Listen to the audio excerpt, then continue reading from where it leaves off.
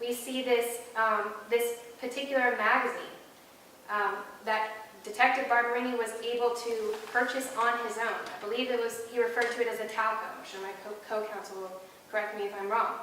He bought that actual firearm, and you can see that, or excuse me, that actual magazine that was inserted to the magazine bed in this particular firearm, because again, it accepts 5.56 magazines. This is one of the standard AR-15 magazines. And you got to see the details of that magazine that holds actual ammunition. Now, you didn't see anything in the definition of a firearm that an actual firearm has to be loaded. So make no doubt about it, whether this firearm was loaded for the music video or not has absolutely no bearing on your deliberations as a juror in this case.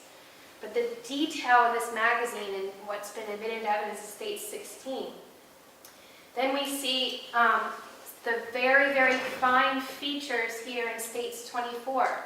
We do see the markings on the bolt indicating that there is a serial number there. That is proprietary to Zastava. That is what Zastava does with their AK-47 variants. We see the rivets and the shapes and the sight. That front sight is very distinct with the front sight block that he was able to show us. And then, obviously, just the build of the wood, that magazine well, distinguishing it as a Generation 2 of this particular model, that makes this a very interesting scenario for the defense to try to make an argument that there would have been a replica of this firearm. To replicate, let's understand what this is. Okay, this is an AK-47 variant that has been made to chamber of 5.56. The chamber of 5.56 of a magazine that's not proprietary to it. What does that mean to you? That means that if he were to make an actual replica of this firearm, that he's including features of an AK-47 variant that make no sense to replicate. This aftermarket magazine, the magazine well and all of the rivets, these are very detailed features, but of an AK variant that takes a 5.56 instead of an AK-47 itself. If you were going to pay thousands of dollars to replicate an AK-47 variant, you're not going to replicate the AK-47 variant with the 5.56 magazine, the generation that essentially fires your standard ammunition for an M16. You're going to go all out, I submit to you, in an AK-47 variant, not some one that's been converted so that you can use standard magazines. That would make no sense. The detail here is absolutely incredible. And you heard Barberini testify and how confident that he is.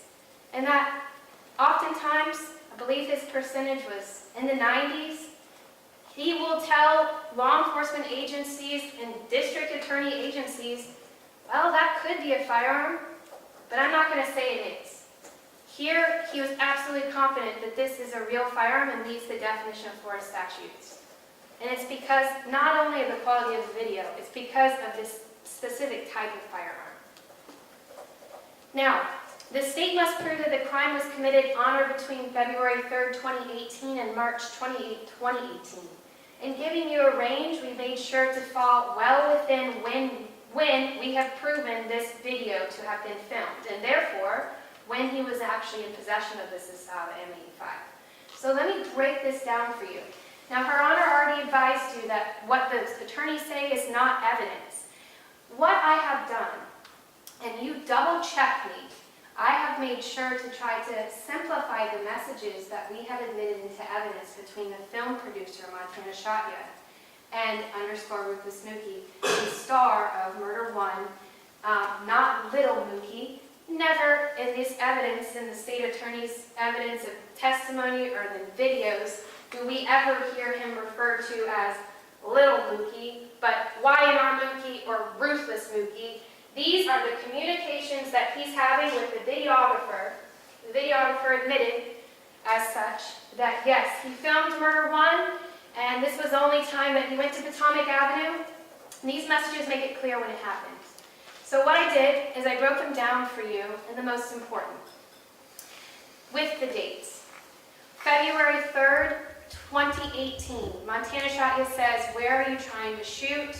Underscore Ruthless Mookey indicates 5233 Potomac Avenue. February 3rd, 2018, Montana Shotgun confirms, I am here. You recall his testimony and him saying that this was the first time and only time that he was at this location.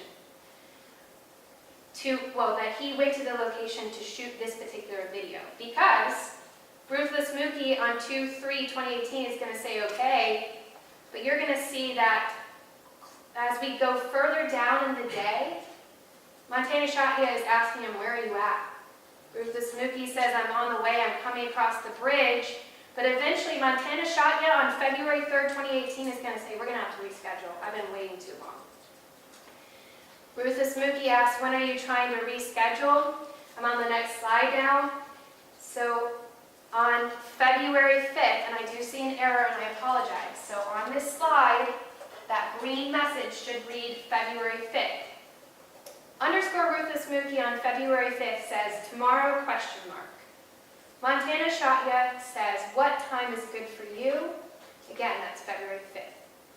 Underscore Ruthless Mookey says 12 or 1, and then asks, are you ready? On February 6th. Montana Shotgun on February 6th asks, yeah, can you send me the address? Underscore Ruthless Mookey says it's a safe. Excuse me, quote unquote, safe. Same day, Montana Shotgun says, I'm here. Look through the messages, and you will also find, ladies and gentlemen, that underscore Ruthless Mookey confirms that he is there as well. Most importantly, the end of our date range, underscore Ruthless Mookey is asking Montana Shotgun, the video producer, to send him an email of Murder 1 again.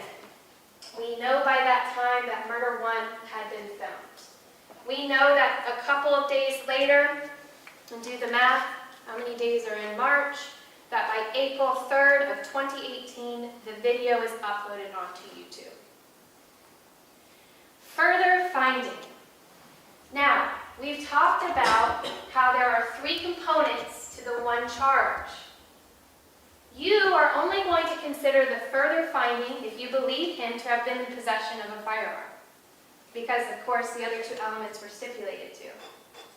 If you believe the defendant was in possession of a firearm, and only if, are you to consider whether or not he was in possession in furtherance of a criminal enterprise, a criminal gang.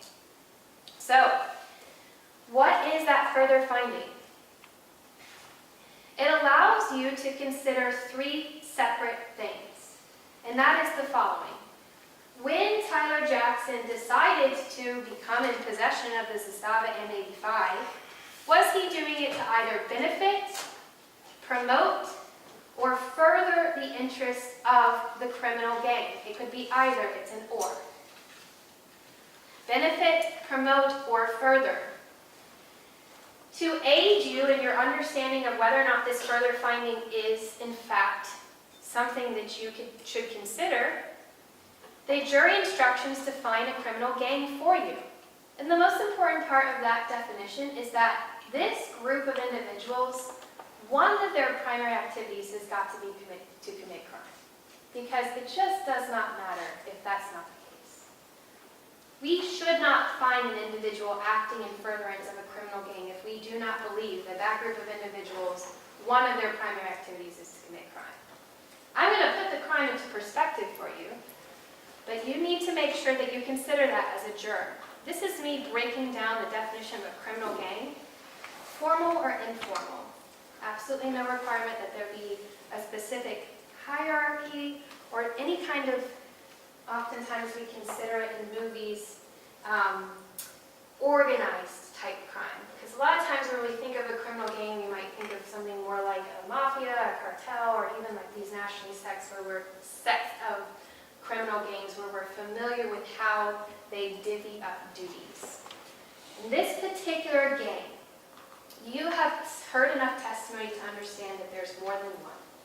This is a local criminal street gang. This is made up of individuals who are always vying to have a esteemed position in the gang. And I think that you can see that through the evidence in this case. But we're going to show it to you even closer.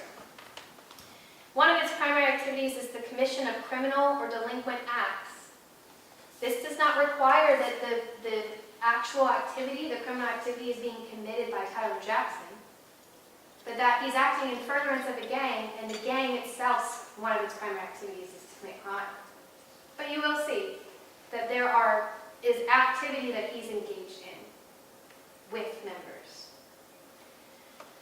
Do they have common name, common identifying colors? Are they distinguishing themselves from other groups? And so here's how the further finding will read. Now, let's talk about why Tyler Jackson was acting in furtherance of a criminal gang. And quite frankly, this video would not be in existence if he wasn't. This was an advertisement about this new criminal enterprise. So here's a slide about how it began. This is 2017. You heard Detective Barry testify that that particular photo here, that he knew it was taken in July of 2017, and that members had referred to that photo as the beginning, when Y&R first started. Now, you'll see what I submit to you would be the most prominent members really founding. This is a poster the state of Florida has admitted into evidence. These are 10 members of Young and Ruthless who have been documented. Now, understand this. If you were to watch Murder One alone and you knew the definition of a criminal gang member, and that is that they meet 2 or more criteria under the statute, you would be able to determine, I submit to you, that the individuals in the video of Murder One could be documented as members. But you will not see all of them here because you've heard testimony from the gang detectives that it's not just seeing 2 criteria. That individuals are documented as members after they are investigated. And that oftentimes, the 2 criteria itself are put into reports, but they're not actually put into reports until it's been confirmed in more than that. More than just one video where they're with members wearing clothing. You have seen most of these members in much of the state's social media. Now, from left to right, Nehemiah Harden, Tyler Simmons, Joseph Carter, Tyler Jackson. We're going to go through the beginnings of 2017 so that you understand the foundation that has been laid by the time this music video is filmed in February. So, we start with an older photo that became a part of the Instagram account, but we can tell that this is one of the younger photographs, although it was sent to the account in a private message in 2020. Here we have left to right Tyler Simmons, Joseph Carter, Tyler Jackson, and Jamari Johnson. Jamari Johnson is holding up a sign that we've seen a video of, and we're going to see it again, that they hold up when they say Y&R. And this has become a sign that other members, I submit to you, of other gangs would not be able to sign unless they were holding it down to diss Y&R. So this is what I submit to you. This is one of the ways in which the gang is distinguished from others.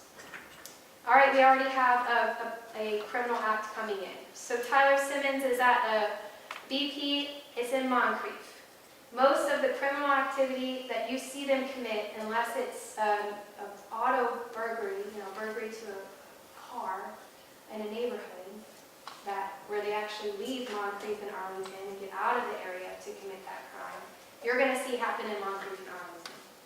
So either one of those.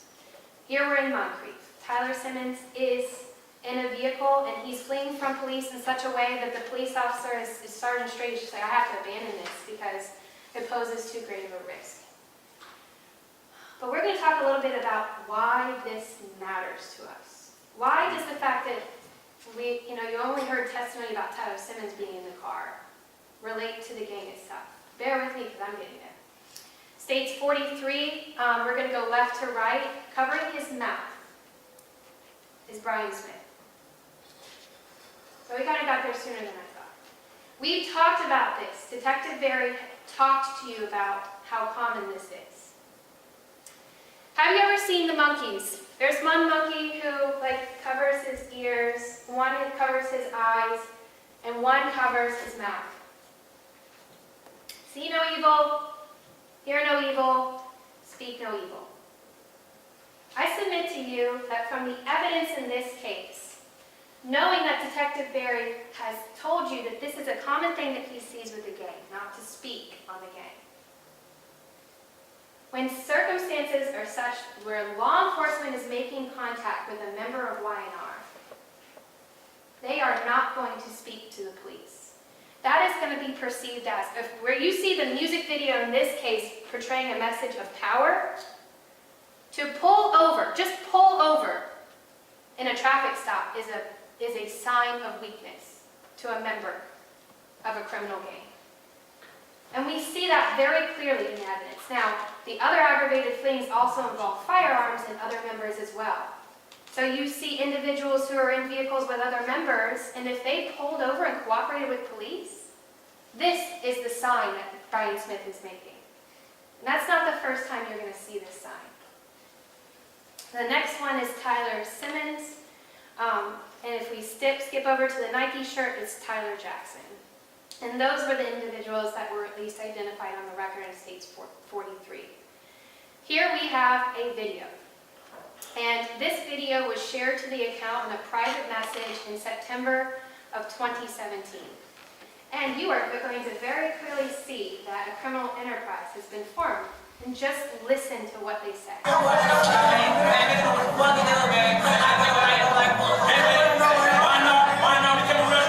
Okay, he said, Dankway, and he gave the symbol of Dankway, which is a D brought up to the I.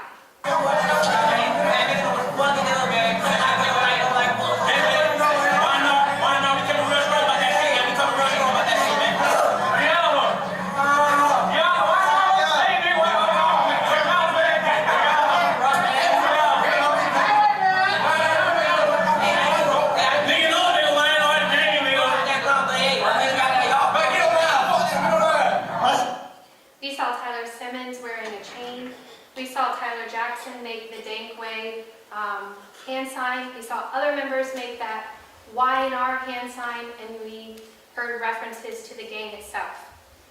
Now, we have another criminal act that was introduced at trial, and this is Brian Smith. Now he's driving again in the Moncrief area. He's fleeing in such a way that police have testified that he showed a wanton disregard for the safety of persons or property. In fact, he was reaching speeds of up to 120 miles per hour. The vehicle was stolen. There was a firearm in that car. And he was with documented members Tyree Murray and Jamari Johnson. This is another instance where we're seeing an individual who's a member of the gang acting in furtherance of the gang, because if he were to pull over, I hope you understand from the evidence at this point that these local criminal street gangs, because you've heard enough about live videos, you've seen enough Instagram posts and videos and references to burning flags, burning ACE cards, etc., live and die on social media. If it were to get out that I submit to you, Brian Smith pulled over and spoke to the police, that would de-escalate the position of power and the show of force that Murder One video had portrayed to the community, or was about to portray to the community, excuse me, because it has not come up to be a part of the community at this point. These are individuals who are acting in the interest of their gang, not in the interest of themselves. So, we have a story. This is December 25th, 2017. Left to right, Tyler Jackson, Tyler Simmons, and this is associate not on the board as Jalen Mixon, aka Juju. Notice that Tyler Simmons and Jalen Mixon are wearing chains. This is one way in which, instead of putting the Y&R at what appears to be some type of sport function, this is a way for them to distinguish themselves from others. We also see Tyler Jackson with that standard Y&R hand sign. All right, now we're in 2018. You're going to see the bulk of the criminal acts in 2018 because our video was one of the first instances where we're saying, hey, we're out here. But then I need to show you, the state of Florida needs to show you that we're continuing to commit crime because this was an organization who, one of their primary activities was to commit crime. So, we see first, 2018, I apologize for the video going off. Okay. We see the clothing, we see firearms, we see the chains. He's specifically holding up the chain. The chain means something. And we have Joseph Carter committing the armed robberies. Now, Joseph Carter was riding in a BMW. Both of the armed robberies involved two males. They happened in the same night within a short amount of time, and they happened in Arlington. Both are armed. One has a handgun, and the other has a rifle. In these series of burglaries, they are going to commit them in the same way. They're going to be persons who are attempting to go from their vehicle to their home when they are held up at gunpoint. At least one of those individuals, when he puts his hands up, displays a firearm and has his own firearm stolen from his person. And they also steal a laptop, a wallet, credit cards, etc. You heard, we're talking about the prevalence of firearms in Young and Ruthless. And here we have criminal acts involving a member, Joseph Carter, with another individual. And not only are they committing the offense with a firearm, but they're also, of course, given the opportunity, stealing a firearm. You also heard testimony about an act of association. This occurred at 1551 West 33rd Street. You heard testimony that Tyler Jackson was established to be the resident of that complex at the time, that residence, and that on that day, March 2nd, 2018, note the date, March 2nd, 2018, Tyler Jackson, Jamari Johnson, Nehemiah Harden, those are all documented members, as well as Ronnie Reed and Jaheim Kirkpatrick. This is a story that _Ruthless Mookey posted. Free the whole Y&R campaign. Left me and Bree are lonely. Bro, on are lonely. You're seeing Nehemiah Harden here. What is this? What does the words that were chosen to be a part of the story tell you about his knowledge of the criminal activity of the gang? Now, Murder One is filmed in between this time, and I've got to talk about the lyrics of Murder One because it's so helpful to your understanding of what this gang stands for. And first, we'll play it so that you can hear yourself.